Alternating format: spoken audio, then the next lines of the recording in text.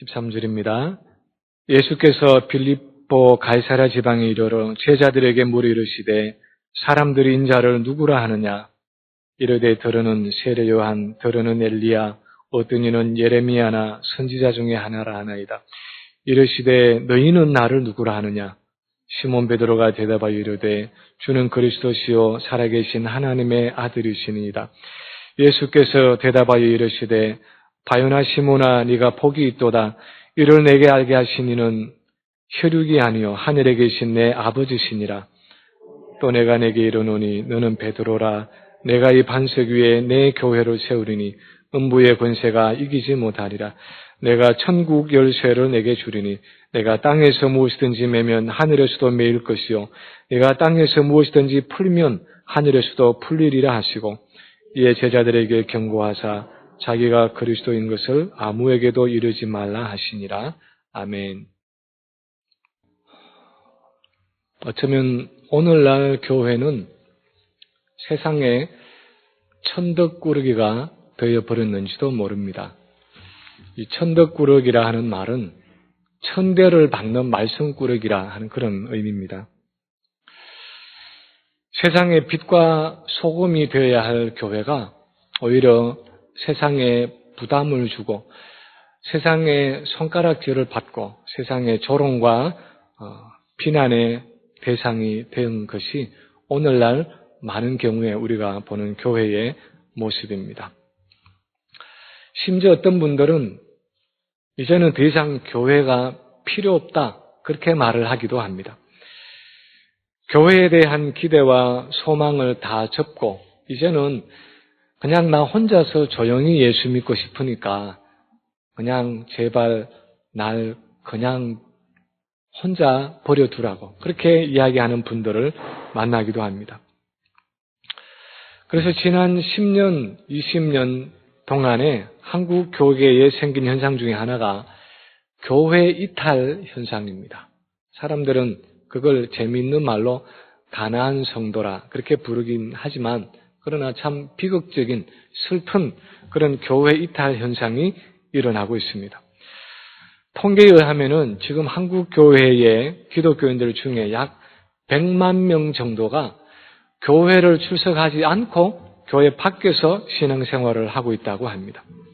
만약 지금 현재 한국 개신교 인구를 한 800만으로 그렇게 잡는다면 적어도 한 8분의 1 되는 그런 숫자가 교회를 나가지 않고 신앙생활을 하고 있다는 것입니다.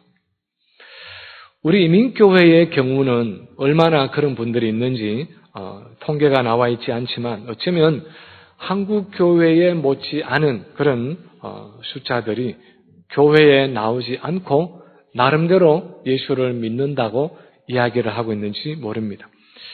멀리 가지 않고 우리 주변을 돌아보아도 목회자들이나 교회의 중직자들에게 마음에 상처를 받았다. 아니면 교회의 분쟁이나 분열 때문에 마음이 다쳤다. 그렇게 말하면서 교회를 나가지 않고 집에서 예배를 드린다는 분들을 심심치 않게 만날 수 있습니다. 그분들의 이야기를 들어보면 이제 더 이상 교회에 나가지도 않을 것이고 교회가 필요하지도 않다고 생각을 하고 있고 혹시 교회에 나가더라도 나는 그냥 뒤에 앉아서 예배만 드리고 가지 교회가 하는 일에는 절대로 나는 관여하지 않겠습니다. 그렇게 이야기하는 분들을 만납니다. 교회 무용론이 팽배해진 시대에 우리가 살아가고 있습니다. 이런 회의적인 시대에 우리가 교회에 대해서 어떻게 생각해야 하는 것입니까? 교회에 대해서 어떤 생각을 해야 하는 것입니까? 교회는 정말 우리에게 꼭 있어야 하는 것입니까? 교회는 왜 존재해야 하는 것입니까? 우리는 무엇을 위해서 교회라는 이 공동체를 이루어서 신앙생활을 하고 있는 것입니까? 무엇이든지 이 실타래가 엉긴 것처럼 그렇게 풀리지 않는 혼란스럽고 혼탁할 그때에는 맨 처음으로 돌아가서 그 기원과 목적을 다시 한번 생각해 보면 여러 가지 어려운 일들이 풀리는 때가 많은 것처럼 교회에 대해서도 우리는 내가 내 교회를 세우리니 말씀하시던 그 주님의 말씀으로 돌아가서 원래 신약교회로 세우신 주님의 의도가 무엇이었는지를 다시 한번 생각해 볼 필요가 있는 것입니다. 오늘 본문이 나타내고 있는 주님이 말씀하신 교회의 성격이 어떤 것입니까? 첫째, 주님이 말씀하시는 것은 교회는 그리스도를 향한 참된 신앙 고백을 가지고 있는 공동체라는 것입니다. 교회는 그 어떤 것보다도 예수 그리스도를 향한 참된 신앙 고백을 가지고 있다는 것입니다. 오늘 본문이 들어있는 이 마태복음 16장의 첫 절을 보면은 바리새인들과 서기관들이 와서 예수님을 시험하기를 하늘로부터 오는 표적을 좀 우리에게 보여주십시오. 그렇게 말하고 있습니다. 이 바리새인들과 사두개인 하는 것은 같이 나타나지만 사실은 굉장히 성격이 다른 그런 대조적인 성격을 가진 두 그룹의 사람들입니다. 그렇게 다르면서도 어쩌면 서로가 참 긴장이 있고 서로가 좀 싫어하는 그런 것이 있으면서도 그 두 그룹이 서로 일치하는 것이 있었습니다. 그게 뭐냐 하면은 예수님의 메시아 되심을 부인하는 것이었습니다. 그래서 지금까지 예수님이 그렇게 많은 기적을 보여주셨음에도 불구하고 그 모든 예수님이 보여주신 기적들을 다 뒤로 하고 이제 와서 하늘로부터 오는 표적을 우리에게 보여주십시오. 다시 말하면 당신이 메시아라는 그 증거를 우리에게 한번 보여보십시오. 그렇게 말하고 있는 것입니다. 그래서 그들은 무슨 일이 있어도 어떤 증거가 있어도 예수를 메시아로 인정하지 않기로 작정한 사람들이었습니다. 이런 바리새인과 사두개인들의 잘못된 가르침을 염두에 두고 주님은 바리새인과 사두개인의 누룩을 조심해라, 주의해라 그렇게 말씀하셨습니다. 이런 배경 가운데서 예수님이 가이사라 빌립보라는 지방에 이르렀을 때에 제자들에게 물으셨습니다. 사람들이 나를 누구라고 하느냐? 그때 제자들이 이런저런 이야기를 했습니다. 예, 주님, 어떤 사람들은 세례 요한이 헤롯에게 목이 잘린 그 세례 요한이 살아서 돌아왔다고도 하고요. 또 어떤 이는 구약의 말라기에 예언된 그 엘리야가 드디어 왔다고 말하기도 하고요. 어떤 사람은 그렇게 이스라엘 백성을 사랑해서 울던 그 눈물의 선지자 예레미야가 왔다고도 하고요. 또 다른 선지자 중에 하나라고 말하기도 합니다. 그렇게 대답을 했습니다. 예수님의 기적을 아주 가까이에서 지켜본 이 무리들은 나름대로 예수님에 대한 아주 좋은 평가를 가지고 있었습니다. 그래서 세례 요한이다 또는 구약에서 많은 기적을 행했던 능력의 선지자 엘리야다. 그렇게 이스라엘 백성을 사랑했던 눈물의 선지자 예레미야다. 그런 식으로 예수님에 대해서 상당히 긍정적인 평가들을 내놓고 있었습니다. 그런데 그 당시에 바리새인들이나 사두개인들과 같은 그런 유대의 신학자들이나 종교 지도자들도 그렇고 지금 예수님의 기적을 지켜봐왔던 이 무리들도 그렇고 공통적인 것은 예수님이 누구신지에 대한 정확한 견해를 가지고 있지 않았다는 것입니다. 예수님의 메시아 되심을 부인하고 아니면 어느 정도 예수님이 괜찮은 선지자 중에 하나라고 인정은 하지만 정말 예수님이 누구인지를 바로 고백하는 신앙 고백은 없었다는 것입니다. 그런 중에 예수님이 제자들에게 물었습니다. 너희는 나를 누구라고 하느냐? 그때 성질급한 베드로가 제자들을 대표해서 말합니다. 주는 그리스도시요 살아계신 하나님의 아들이십니다. 그리스도라는 이 말은 기름 부음을 받은 자 하는 뜻입니다. 히브리어로 이 메시아라는 단어와 똑같은 의미를 가지고 있습니다. 그래서 결국 베드로는 주는 그리스도시요 하는 이 말은 바로 주님은 구약 성경에서 오랫동안 예언해 오던 우리가 기다리던 메시아이십니다. 그렇게 고백하고 있는 것입니다. 살아계신 하나님의 아들 하는 이 말은 예수님은 사람의 몸을 입고 오신, 사람의 몸을 입고 와서 우리가 보기에는 마치 사람인 것처럼 보이지만, 그러나 실제로는 살아계시는 하나님의 아들, 바로 하나님의 본체가 되신다는, 하나님과 똑같은 신성을 가지고 계신다는 사실을 베드로가 고백하고 있습니다. 그래서 지금 베드로는 지금 주님은 우리가 구약 시대부터 계속해서 기다려오던 메시아가 되시고 또 하나님과 동일한 신성을 가진 하나님의 아들이십니다 하는 지금 엄청난 고백을 베드로가 하고 있는 것입니다. 우리가 생각하기에는 아니 그 정도 고백쯤은 당연히 하는 거지 이렇게 생각할지 몰라도 그 당시에는 그 누구도 그런 고백을 예수님을 향해서 하는 사람이 없었던 때였습니다. 그 많은 신학자들도, 그 많은 유대 종교 지도자들도, 그 많은 무리들도 그 누구도 예수님에 대해서 그런 바른 신앙 고백을 하고 있지 않은 때였습니다. 물론 그것은 베드로 자신의 머리에서 나온 생각은 아니었습니다. 17절에서 예수님이 바요나 시몬아 네가 복이 있도다. 이를 내게 알게 하신 이는 혈육이 아니요 하늘에 계신 내 아버지시니라. 그렇게 말씀하신 것처럼 하나님이 베드로에게 그것을 깨닫게 하셔서 위대한 신앙 고백을 할 수 있었던 것은 사실입니다. 그러나 예수님은 이 베드로의 신앙 고백을 너무나 기뻐하시면서 이 반석 위에 내 교회를 세우리니 음부의 권세가 이기지 못하리라. 그렇게 말씀하십니다.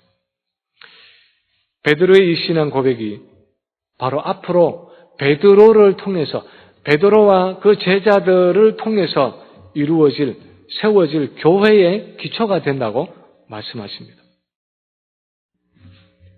그 당시 그렇게 성경을 잘 안다고 말하던 그런 바리새인들이나 최고의 신학자들이었던 그들과 교계의 지도자들이라고 말하는 차부하던 그런 사두개인들에게도 예수님을 향한 바른 신앙 고백이 없었습니다.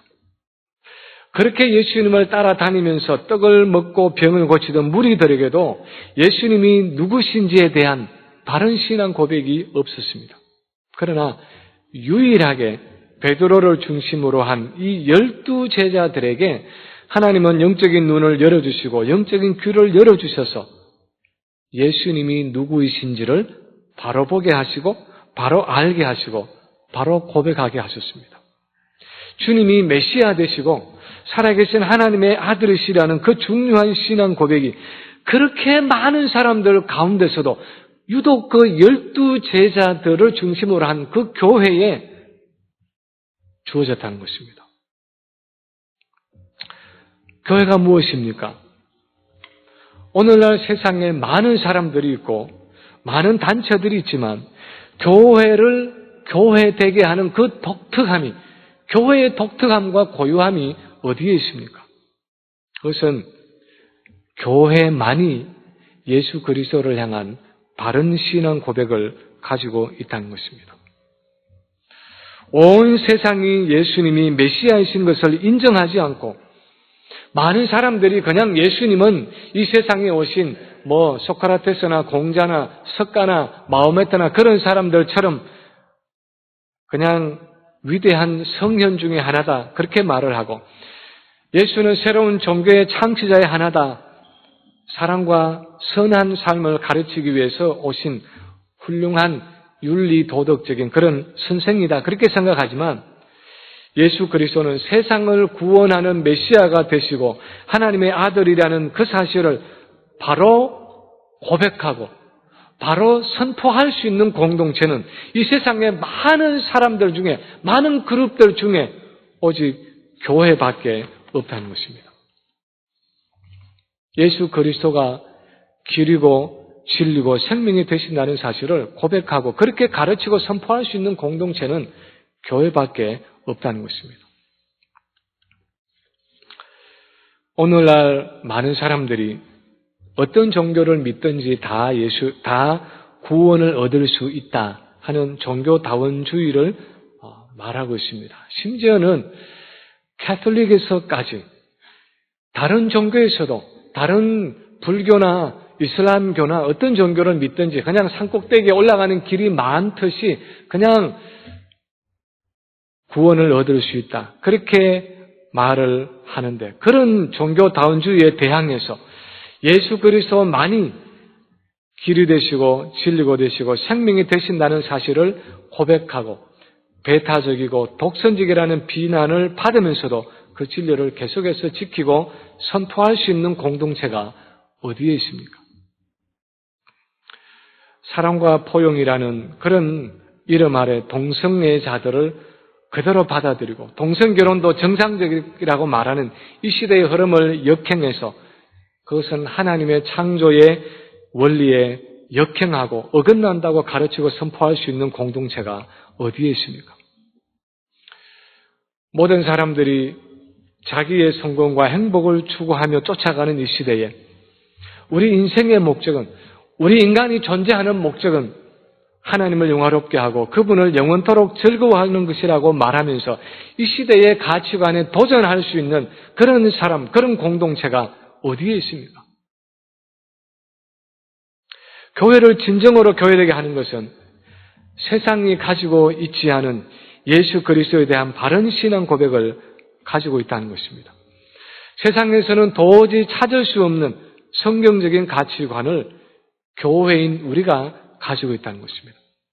이 진리의 기둥과 표 위에 하나님의 나라를 세워가는 그 일을 교회만이 할 수 있고 교회가 그 일을 해가고 있기 때문에 어떤 고난 가운데서도 이 교회는 와해되지 않고 교회가 가지고 있는 그 진리를 붙들고 지켜가야 한다는 것입니다. 두 번째로 오늘 본문에서 주님이 말씀하시는 것은 교회는 사단에 대한 승리가 있는 공동체라는 사실입니다. 교회는 사단에 대한 승리가 있는 공동체라는 것입니다. 본문 18절에 보면 베드로의 신앙 고백을 들으시고 예수님이 아주 기뻐하시면서 너는 베드로라 내가 이 반석 위에 내 교회를 세우리니 음부의 권세가 이기지 못하리라 그렇게 말씀하셨습니다. 그동안 베드로는 시몬이라는 이름을 가지고 있었습니다. 그런데 오늘 이 신앙 고백을 들으시고 예수님은 이 시몬에게 베드로라는 이름을 새로운 이름을 붙여주셨습니다. 베드로라는 이름은 반석이라는 뜻이었는데 그가 한 이 신앙 고백을 반석으로 삼아서 그 바위 위에다가 그 신앙 고백 위에다가 자기 교회를 세울 것이기 때문에 이 베드로라는 이름을 붙여주셨습니다. 그러고 나서 예수님은 이 신앙 고백 위에 세워질 교회의 특성에 대해서 말씀하셨습니다. 내가 이 반석 위에 내 교회를 세우리니 음부의 권세가 이기지 못하리라. 음부라는 것은 이 지옥을 의미하는 단어인데 음부의 권세라는 것은 바로 사단의 권세를 의미했습니다. 그래서 결국 예수님은 내가 이 신앙 고백 위에 베드로가 한 그 신앙 고백 위에 교회를 세울 텐데 사단의 권세가 음부의 권세가 그 교회를 결코 이기지 못할 것이다. 그렇게 말씀하고 있는 것입니다. 복음서에 보면은 예수님은 몇 번씩이나 이 사단의 권세에 대해서 이 세상 임금이다. 그렇게 말씀하셨습니다. 사단이 이 세상에 왕노릇하고 있는 그런 존재라는 것입니다. 이 바울은 사단에 대해서 공중권세 잡은 자다. 그렇게 부르고 있습니다. 예수님이 오시기까지는 그 누구도 이 세상에 그 누구도 사단의 권세에 굴복하지 않을 수가 없었습니다. 왜냐하면 모든 사람들이 죄를 범하였음에 하는 그 로마서의 말씀처럼 모든 사람들이 다 죄 가운데 태어나고 죄 가운데 살아가면서 죄의 빚진 자가 되었기 때문에 모든 사람이 다 사단의 손에 붙잡혀서 사단의 종노릇하는 그런 삶을 살아가고 있었습니다. 주님이 오시기까지는 사단이 이 세상에 왕노릇하고 있었습니다. 그런데 예수 그리스도가 이 땅에 오셨을 때에 예수 그리스도 안에서 이제는 이 사단의 권세에 굴복하지 않을 뿐 아니라 이 사단의 권세를 이기는 한 공동체가 탄생했는데 그것이 바로 교회 공동체라는 것입니다. 예수 그리스도를 하나님의 아들로 믿고 예수 그리스도를 메시아로 고백하는 이 교회 공동체는 사단의 권세가 이기지 못하고 마침내 오히려 그 사단의 권세가 굴복하고 마는 존재라는 것입니다. 왜 그렇습니까? 교회는 바로 죄와 사망의 권세를 이기신 예수 그리스도의 권세를 소유하고 있는 공동체이기 때문입니다. 마태복음 10장에 보면 예수님이 12제자를 불러서 더러운 귀신을 쫓아내고 모든 병과 모든 약한 것을 고치는 권능을 주셨다. 그렇게 기록하고 있습니다. 그리고 그 후에 70명의 제자들을 또 둘씩 그렇게 나누어서 이스라엘의 각 동네로 보내실 때도 마찬가지로 귀신을 제어하는 권세를 주셔서 보내셨다. 그랬습니다. 제자들이 돌아와서 보고하기를 주여 주의 이름으로 귀신들도 우리에게 항복하더이다. 그렇게 기뻐하는 광경이 성경에 기록되어 있습니다. 예수님의 제자들이 그렇게 음부의 권세를 이기는 특권을 누렸듯이 오늘날 교회도 사단의 권세를 이기는 그 권세를 가지고 있다는 것입니다. 죄와 사단의 세력 때문에 파괴된 인격이 예수 그리스도의 복음을 통해서 고침을 받고 새로워지는 역사가 교회 공동체 안에서 일어난다는 것입니다. 교회가 말씀을 전하고 교회가 합심해서 기도할 때에 죄에 매여 있던 사람이 노임을 받고 풀려지는 역사가 교회 안에서 일어난다는 것입니다. 그 어떤 것으로 고쳐지지 않던 절망적인 사람이 복음을 통해서 변화되고 회복되는 역사가 교회에서 일어난다는 것입니다. 예전에 함께 제자훈련과 성경 공부를 했던 어떤 분을 최근에 오랜만에 만날 기회가 있었습니다. 옛날에 했던 그 성경 공부에 대해서 얘기를 하다가 그분이 그런 고백을 했습니다.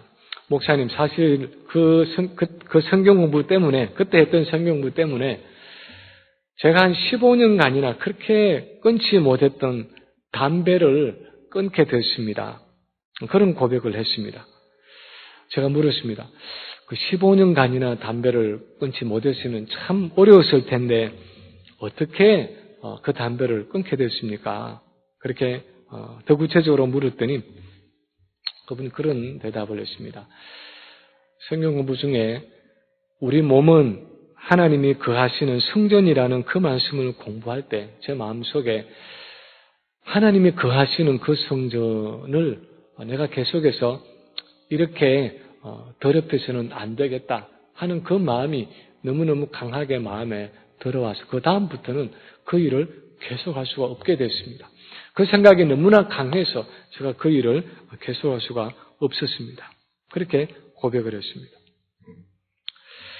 그분 입장에서 보면 그냥 교회에서 배우는 그 성경 공부를 통해서 내가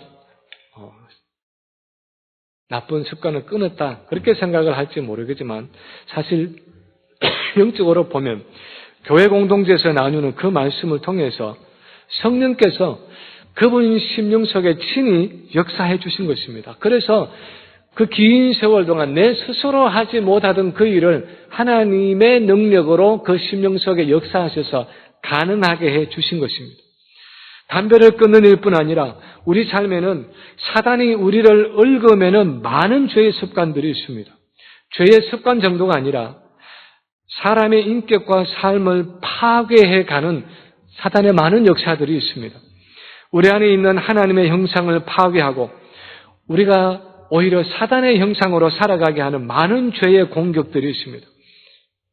우리 주변에 얼마나 비인간적이고 사단적인 일들이 얼마나 많이 일어나고 있습니까?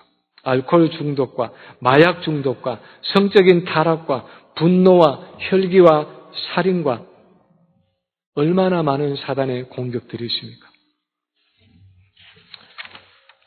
그러나 교회가 교회답게 사역을 해갈 때 하나님은 그 교회 공동체를 통해서 그런 사단의 권세를 이기게 해주신다는 것입니다.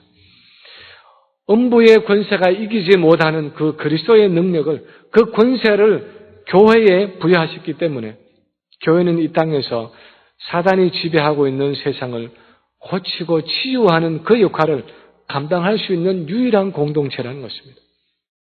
죄와 사단을 이기는 공동체가 바로 교회라는 것입니다.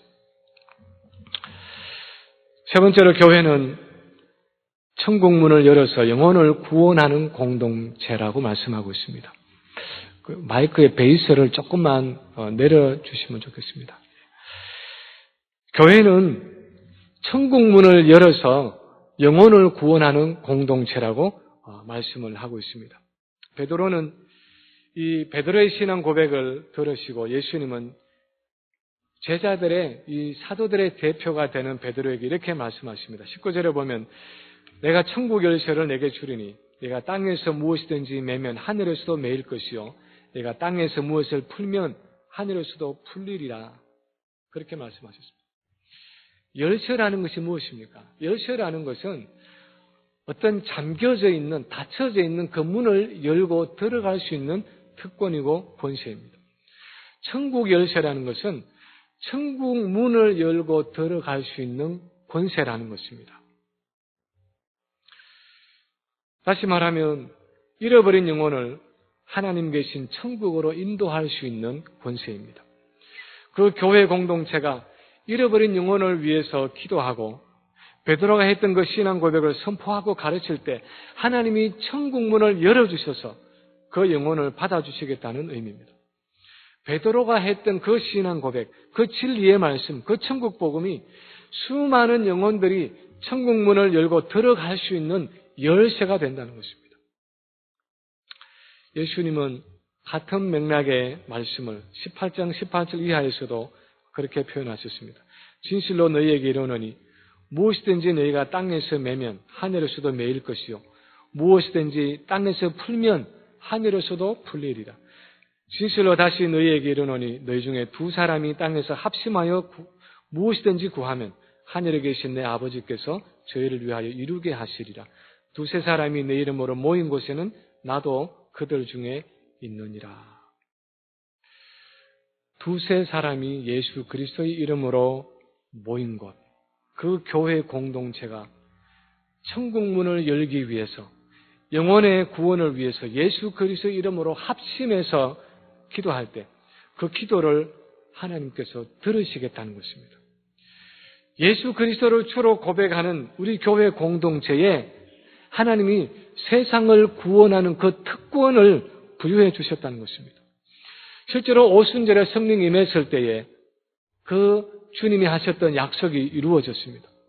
120명의 교회 공동체의 사람들이 예루살렘에 있는 그 영혼들을 위해서 열흘간이나 간절하게 기도했을 때에 하나님께서 성령을 보내주셨고 그 성령의 능력을 가지고 나가서 예수 그리스도께서 바로 약속하신 메시아이시고 그분이 하나님의 아들이시라는 그 신앙 고백을 나누고 선포했을 때에 하루에 3,000명이 회개하고 돌아오는 역사가 일어났습니다. 그날에 하나님께서 약속하신 것처럼 천국 문을 여시고 3,000명의 죄인들을 그 문 안으로 들어오게 하셨다는 것입니다. 오늘 우리가 교회 안에 하고 있는 이 신앙 고백은 단순히 우리 자신의 믿음만을 위한, 우리 자신만을 위한 것이 아닙니다. 그것은 온 세상에 있는 죄인들을 위한 천국 문을 여는 열쇠입니다. 우리가 그 신앙 고백을 가지고 기도하며 불신자들에게 전하고 선포할 때 하나님이 천국 문을 열어주시겠다고 약속하신 약속이 있는 말씀입니다. 그 구원의 약속을, 영혼을 구원하는 그 특권을 하나님이 유일하게 교회 공동체에 허락해 주셨다는 것입니다. 그런데 교회가 만약에 이 천국 열쇠를 붙들고 앉아서 움켜쥐고 앉아서 입을 다물고 있다면 저 닫혀져 있는 천국 문을 누가 열 것이냐 하는 것입니다. 어떻게 세상에 잃어진 영혼들이 구원을 얻을 수 있겠느냐 하는 것입니다. 만약에 교회가 하나님께서 주신 그 천국 문의 열쇠를 들고 앉아서 그것을 사용하지 않는다면 세상은 소망이 없다는 것입니다. 다른 어떤 단체도, 다른 어떤 그룹의 사람들도 그 문을 열 수 없는 아주 고유하고 독특한 권한을 우리 교회만이 가지고 있다는 것입니다. 얼마 전에 어느 분이 두 분의 태신자 명단을 저에게 주셨습니다. 주시면서 그런 이야기를 했습니다. 목사님, 제가 명단을 드리기는 하는데요. 정말 그분들이 하나님께 돌아올는지는 의문이네요. 지금 같아서는 전혀 가능성이 없어 보여요. 그렇게 말씀을 하시면서 태신자 명단을 제게 주셨습니다. 그분이 너무 잘 아는 분이기 때문에 어쩌면 그 말이 일리가 있을 것입니다. 그러나 적어도 교회는 그분들을 위해서 최선으로 기도해야 할 책임이 있는 것입니다. 왜냐하면 천국 열쇠를 가지고 있는 공동체로서 우리에게 주어진 그 권세를 사용할 책임이 있기 때문입니다. 두세 사람이 합심해서 내 이름으로 기도할 때 하나님이 그 죄인을 위한 기도를 들으실 것이다. 그렇게 약속해 주신 그 약속의 말씀, 그 천국의 열쇠를 우리에게 주셨기 때문에 그 약속을 믿고 기도할 때, 그리고 믿음으로 나가서 그 복음을, 우리의 신앙 고백을 함께 나눌 때 우리 교회 공동체의 기도와 전도를 통해서 하나님이 죄인의 마음을 움직이시고 복음을 깨닫게 하시고 하나님을 알게 하시는 그날이 언젠가 찾아온다는 것입니다. 그래서 저는 올 한 해에 여러분이 내가 보기에는 어떻게 생각하든지 간에 이 사람이 정말 예수 믿을까? 이 사람이 언제 하나님께로 돌아올 것인가? 내가 보기에는 전혀 불가능해 보이는 그런 사람일지라도 한 사람씩, 한 사람 이상 그렇게 작정하고 기도하고 또 우리 교회 공동체가 목장 모임에서 우리가 함께 모였을 때에 위해서 기도할 필요가 있는 것입니다. 이제 말씀을 마칩니다.